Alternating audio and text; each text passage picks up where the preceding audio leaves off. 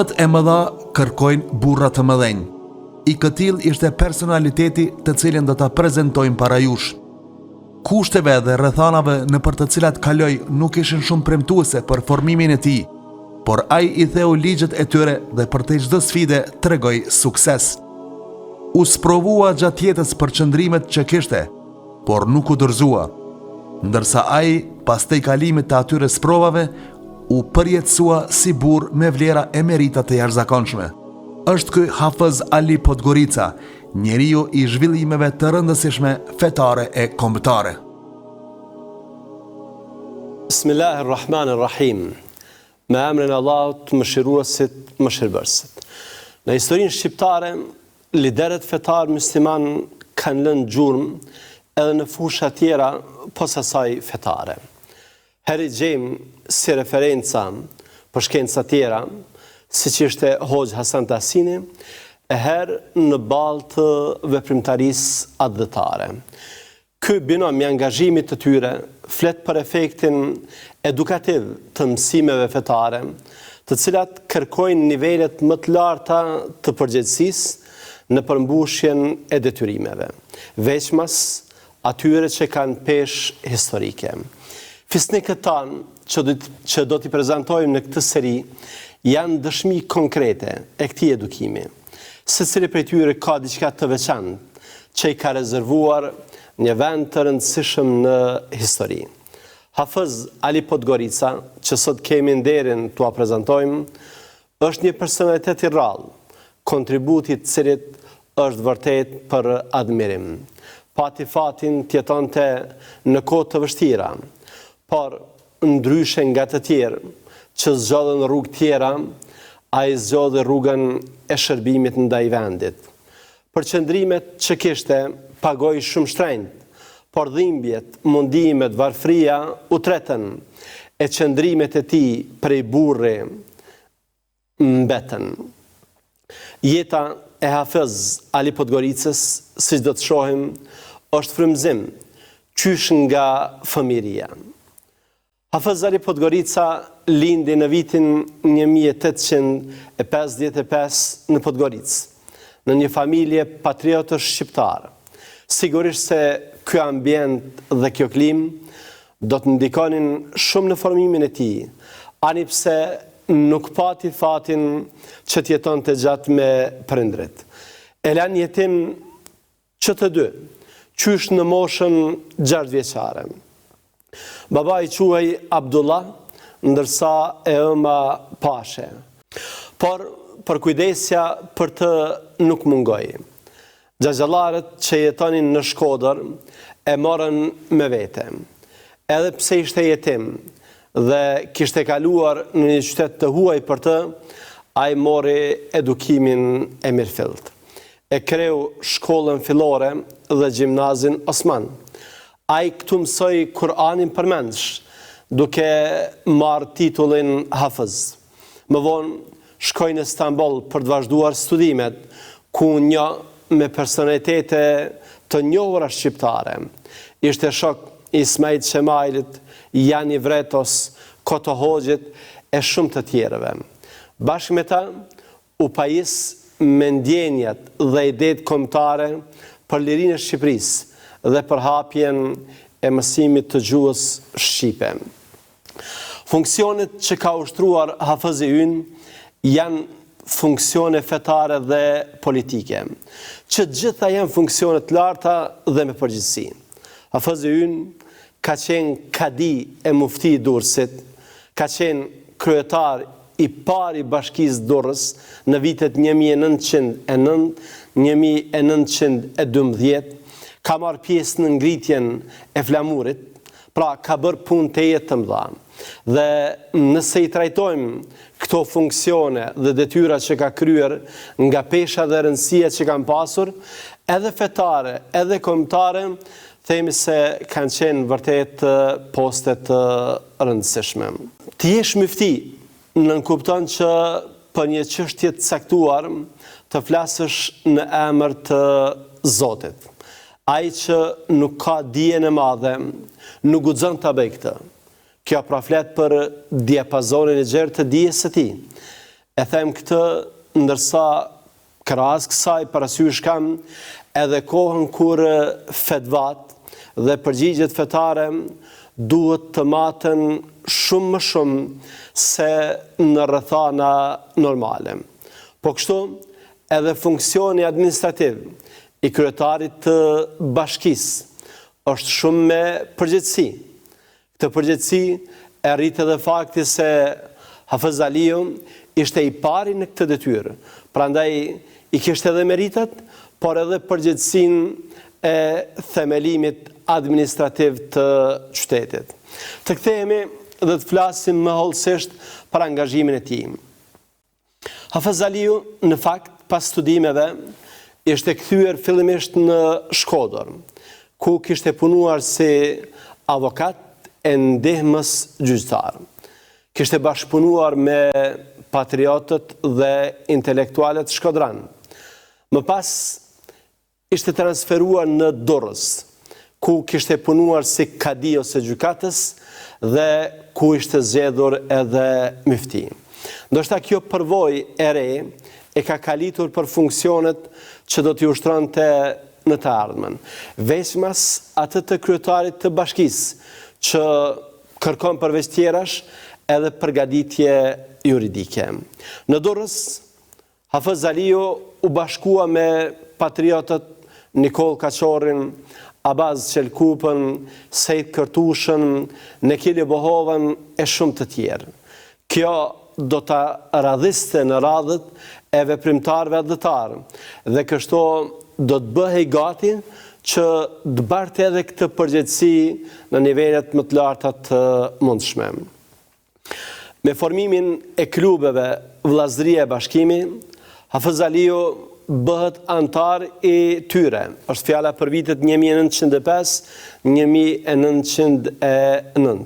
Ai ka dhënë kontributin e tij për çështje me rëndësi kombëtare dhe për hapjen e mësimit të gjuhës shqipe në kushtet e asaj kohe.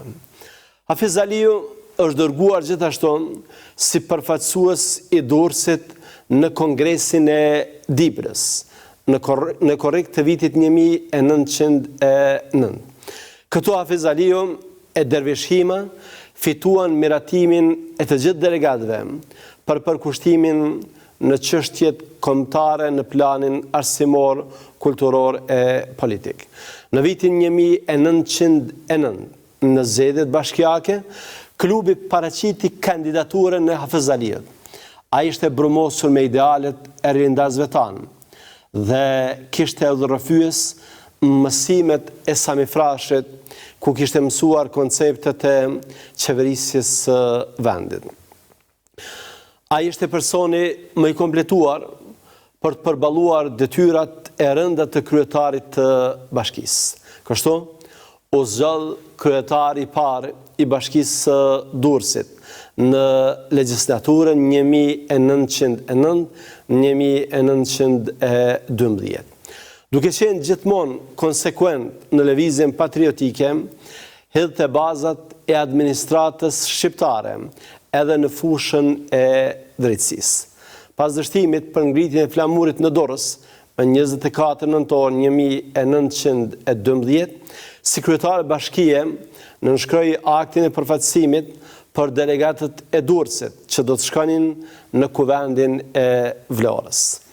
Akti i rëndësishëm i qytetarisë durrësake, pas largimit të Ismail Qemalit për në Vlorë, ishte ai Hafez Ali Podgoricës, kryetarit të parë të bashkisë dhe personalitet të shuar, i cili me 26 nëntor 1912 ngrit me dorën e tij flamurin kombëtar në pallatin qeveritar të Durrësit.